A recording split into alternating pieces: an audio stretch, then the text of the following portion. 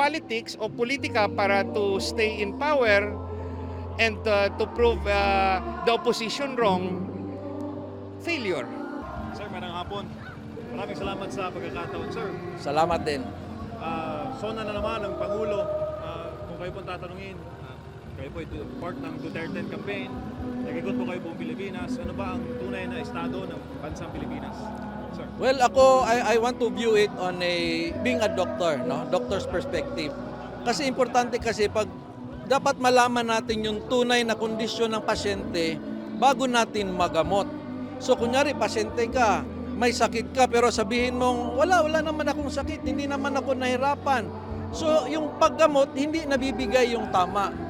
So ang nangyayari sa Pilipinas kasi, maraming mga declaration na mga ganitong mga positive, pero nakikita natin yung tunay na problema. Tumataas na ang dolyares, maraming gutom, marami ng hirap. So hindi pa rin nakikita yung tunay na pagbabago na sinasabi nila. Kaya sa akin po, hindi nakita yung tunay na sakit, kaya hindi talaga nagagamot. Ano ba sakit, sir? Flood control? Sakit ba yun? Is it considered as cancer po sa bansang Pilipinas? Actually, kung sabihin natin ang cancer, kasi maraming cancer mahirap gamutin eh. You know? Itong flood control, kaya itong gamutin eh. Kung talagang tututukan, paano mo bumaka sa chemotherapy? Simula pa lang yung chemo, ipapahinto na. So hindi po natin magagamot ng tama dahil hindi continuous yung therapy. So yes, parang cancer siya pero hindi siya tuloy-tuloy. Kung baga pa yung investigasyon, maganda na yung simulain ni Senator Marcoleta, pipigilan. No? So paano magagamot yan? Parating tinatago ang katotohanan. Sir, if you would give a grade, no, if you would grade the President's performance, ano bang grado niya, sir?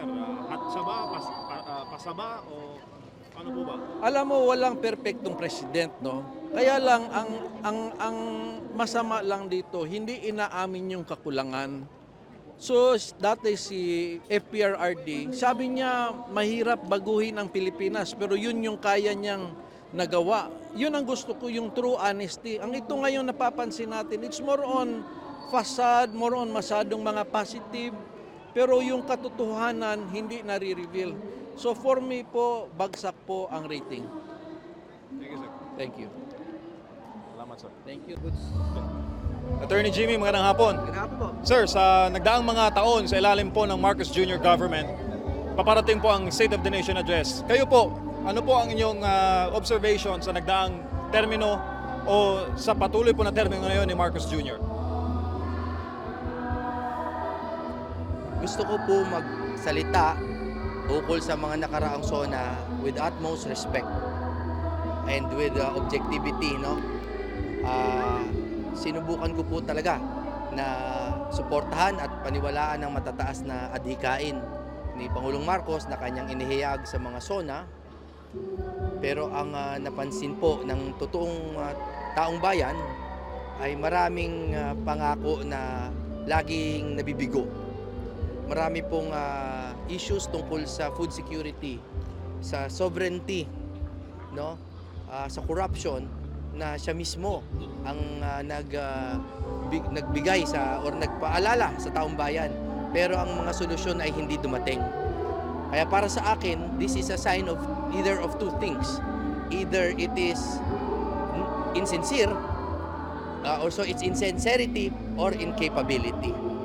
In which case, I really hope it is just incapability because at least he can still capacitate himself.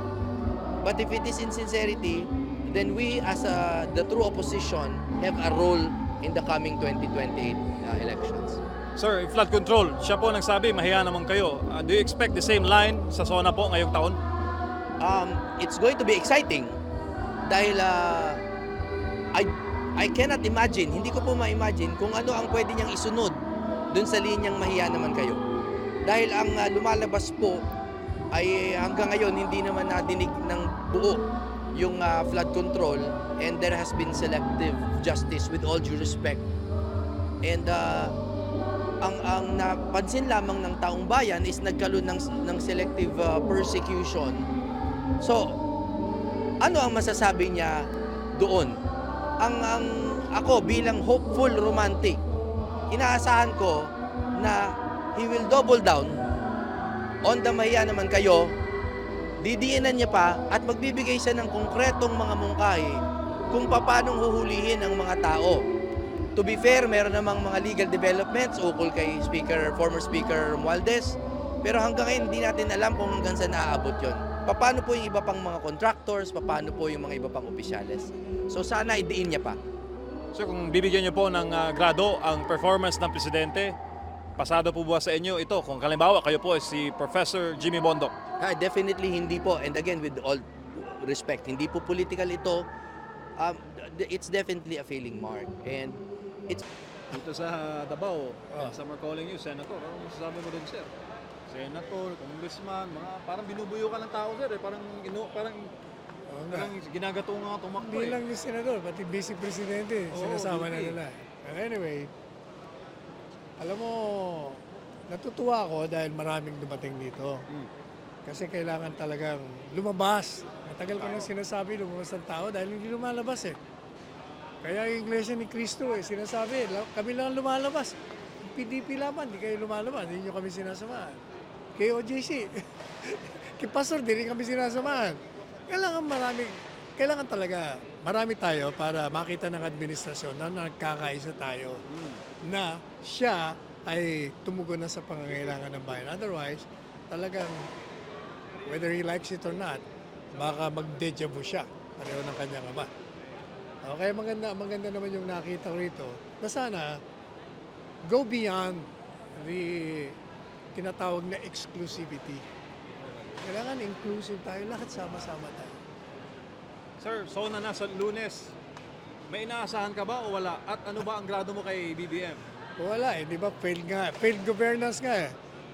Ang inaasahan ko sa kanya, lalong sasabihin niya yung kanyang maling perception sa nangyayari dahil mukhang he's away from reality. Kasi ang ating bansa diskontentado, disgustado, pero parang wala siya nakikita eh. Parang ang feeling niya, maganda ang kanyang pamamalakad.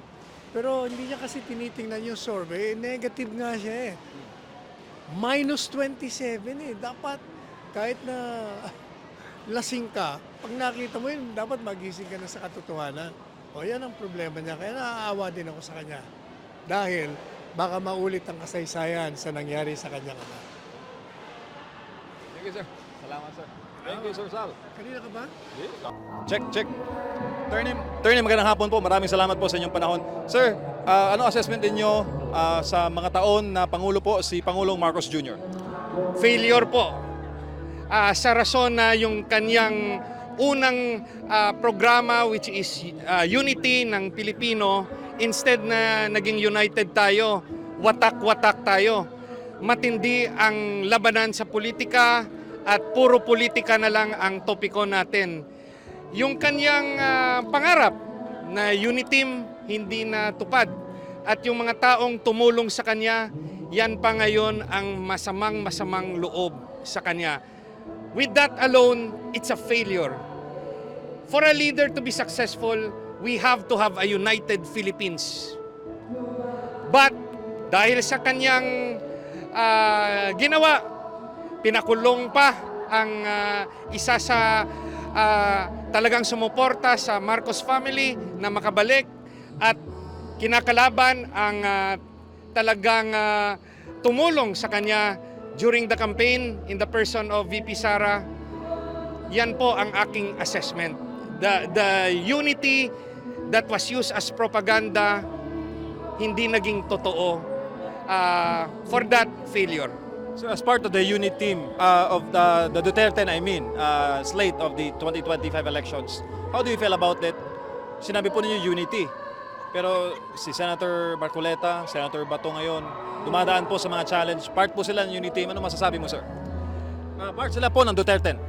Well, the mere fact na bakit yung oposisyon, yung boses ng oposisyon ay siyang nakakaharap ng mga malalaking challenges at problema, no? Bakit hindi patas yung mga kakampi niya ay parang hindi ganon katindi ang investigasyon despite the fact na merong mga witnesses na nagsasabi na may mga ginawang korupsyon. Doon yung masama ang loob natin na hindi patas ang pagpapatupad ng ating mga batas. So, we want to unearth corruption. We want to prosecute those who are guilty, but he has to do it fairly. He has to do it without being political. At yung example na lang, yung 18 soldiers na gustong magtistigo, dapat pakinggan ng kanyang administrasyon. Wag ipitin sa mga mata ng mga tao para malaman natin kung sino yung may mga kasalanan. Kailangan po, Mr. President, show the Filipino people that everything is fair and everything is just. Ito pa ang isang question. Yung issue ng drug use, no, na ibinabato sa presidente, it can be solved at a very simple solution for him to have a drug test. At kung merong drug test, edi patay na yung issue. But up to now, it is an open issue. So, yung moral ascendancy ng ating Pangulo sa ating lahat, naapektuhan sa mga bagay o desisyon na sa tingin natin hindi siya patas. If you're going to grade the President on his performance and his leadership, ano po ang grado ng Presidente para po sa inyo bilang bahagi po ng Duterte Senate slate? It is, as what I said, the mere fact na watak-watak tayo, yung mga dating sumuporta sa kanya nung kampanya ay siya pa ngayong kalaban niya. At yung mga kalaban niya ay siya ngayong kakampi niya, medyo may problema. No? Bakit ganon? Bakit nagkaganon? Dapat yung mga kakampi niya, siya pa rin tumutulong sa kanya at yung mga kalaban niya, kakampi niya na ngayon. Yan yung tinatawag na may unity. Pero if it's all about politics o politika para to stay in power and to prove the opposition wrong, failure. Damong salamat, sir. Madamo gid nga salamat, Attorney J.V. Hinlo, mahal ko po kayo.